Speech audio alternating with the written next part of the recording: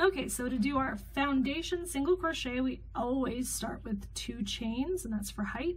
We insert our hook into that first chain and we pull up a loop.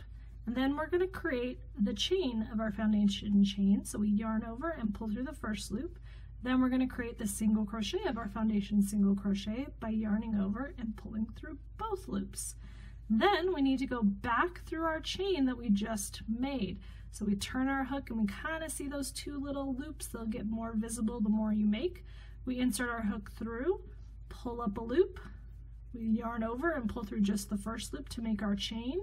So we kind of keep an eye on those 2 if you have trouble recognizing them. Yarn over, pull through both loops to finish our single crochet. So we've made 2. Again, turn your loop, head under both of those bottom 2 loops of our foundation chain. Yarn over, pull up a loop, pull through the first loop to make our next foundation chain. Yarn over, pull through both loops to make our next single crochet. So make as many as it states for stitches, not for chains. So if you're substituting this and it calls for 50 chains and 49 single crochets, you're only going to make 49 foundation single crochets.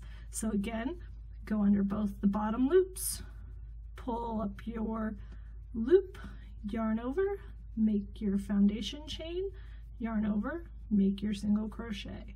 So this is the super fast foundation single crochet refresher. If you need an actual nice and slow tutorial, check out my video on foundation single crochet, and thank you for watching.